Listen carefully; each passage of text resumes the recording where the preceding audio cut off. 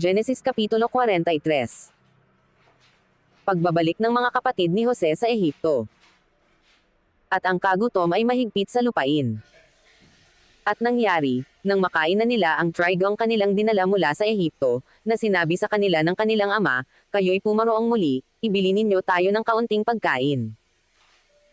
At si Judah ay nagsalita sa kanya, na sinasabi, "Ipinahayag sa aming mahigpit ng lalaking yaon, na sinasabi, hindi ninyo makikita ang aking mukha, maliban na ipagsama ninyo ang inyong kapatid. Kung pasasamahin mo sa amin ang aming kapatid, ay bababa kami, at ibibili ka namin ng pagkain. Datapwat kung hindi mo paparoroonan ay hindi kami bababa, sapagkat sinabi sa amin ng lalaking yaon, hindi ninyo makikita ang aking mukha, malibang kasama ninyo ang inyong kapatid." At sinabi ni Israel, "Bakit ninyo ako ginawa ng masama, na inyong sinabi sa lalaki na mayroon pa kayong ibang kapatid?" At kanilang sinabi, "Tinanong kami ng buong siya Saturday, tungkol sa amin, at tungkol sa aming kamag-anakan, na sinasabi, buhay pa ba ang inyong ama? May iba pa ba kayong kapatid?" At isinaysay namin sa kanya ayon sa mga salitang ito, saan namin malalaman, kanyang sasabihin, "Ibababa ninyo rito ang inyong kapatid." At sinabi ni Judah kay Israel na kanyang ama, "Pasamayan mo sa akin ang bata at kami ay magsisitindig at magsisiyaon, upang tayo'y mabuhay at huwag mamatay, kami, at ikaw, at gayon din ang aming mga bata. Ako ang mananagot sa kanya, sa aking kamay hahanapin mo siya, kung hindi ko ibalik sa iyo, at ilagay sa harap mo, ay pasanin ko ang sala magpakailan paman. Sapagkat kung hindi tayo nagluwat, ay nakapagbalik na kaming makalawa." At sinabi sa kanila ng kanilang amang si Israel, "Kung gayon, ngayoy gawin ninyo ito, magdala kayo sa inyong bayong ng mga piling bunga ng lupain, at dalhan ninyo ang lalaking yaon ng kaloob, ng kaunting balsamo at kaunting pulot, pabango, at mira, mga pile at almendres. At magdala kayo ng ibayong halaga ng salapi sa inyong kamay, at ang salaping nabalik sa labi ng inyong mga bayong ay dalhin ninyong muli sa inyong kamay, marahil ay kalituhan. Dalhin din ninyo ang inyong kapatid, at magtindig kayo at pamaron kayong muli sa lalaking yaon. At pagkalooban nawa kayo ng Diyos na makapangyarihan sa lahat ng kawan sa harap ng lalaking yaon, upang isauli sa inyo ang inyong isang kapatid at si Benjamin, at kung mawalan ako ng mga anak, ay mawalan ako." At dinala ng mga lalaki ang kaloob na yaon, at ibayong halaga ng salapi ang dinala sa kanilang kamay, at si Benjamin, at nagsipagtindig, at nagsibaba sa Ehipto, at nagsiharap kay Jose. At nang makita ni Jose si Benjamin na kasama nila, ay sinabi niya sa katiwala ng kanyang bahay, "Dalhin mo ang mga lalaking iyan sa bahay, at magpatay ka ng mga hayop, at ihanda mo, sapagkat ang mga lalaking iyan ay magsisipan ng haling kasalo ko." At ginawa ng lalaki ang ayon sa iniutos sa kanya ni Jose, at dinala ng katiwala ang mga lalaking yaon sa bahay ni Jose.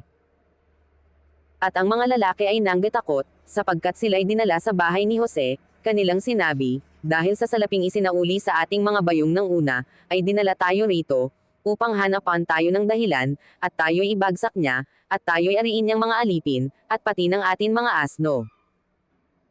At sila'y nagsilapot sa katiwala ng bahay ni Jose, at kinausap nila sa pintuan ng bahay. At sinabi nila, "O Panginoon ko, tunay na kami ay bumaba ng una na bumili ng pagkain.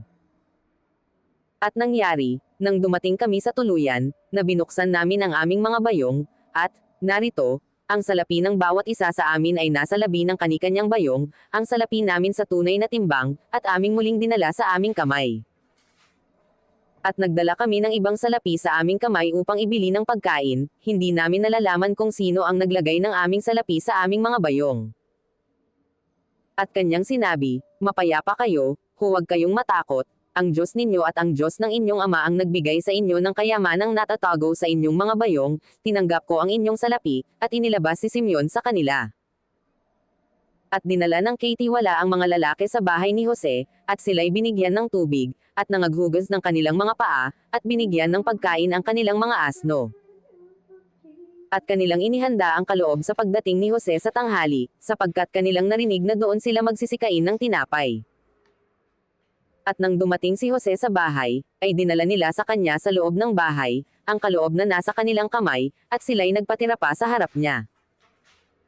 At sila'y kanyang tinanong tungkol sa kanilang kalagayan, at sinabi, "Wala bang sakit ang inyong ama?" ang matanda na inyong sinalita. Buhay pa ba? At kanilang sinabi, walang sakit ang iyong lingkod na aming ama, buhay pa, at sila'y nagsiyukod at nagsigalang. At itinangin niya ang kanyang mga mata, at nakita si Benjamin na kapatid niya, na anak ng kanyang ina, at sinabi, ito ba ang inyong kapatid na bunso, na inyong sinalita sa akin? At kanyang sinabi, pagpalain ka nawa ng Diyos, anak ko. At nagmadali si Jose, sapagkat nagninangas ang kanyang loob dahil sa kanyang kapatid, at humanap ng dakong maiiyakan, at pumasok sa kanyang silid, at umiyak doon. At siya'y naghilamos at lumabas, at nagpigil ng loob, at nagsabi, maghain kayo ng tinapay. At kanilang hinainan siyang bukod, at silang bukod, at ang mga Egyptyo na kumakain kasama niya ay bukod, sapagkat ang mga taga-Egyptyo ay hindi makakain kasalo ng mga Hebreo, sapagkat kasuklam-suklam ito sa mga Egyptyo. At sila'y nagsiupo sa harap niya, ang panganay ayon sa kanyang pagkapanganay, at ang bunso ayon sa kanyang pagkabunso, at ang mga lalaki ay nanggamamangha na nagtitinginan. At sila'y idinampot ni Jose sa harap niya ng mga ulam, datapwat ang ulam ni Benjamin ay humihigit kaysa mga bahagi ng alinman sa kanila ng makalima, at nangaginuman at nangakipagkatuwa sa kanya.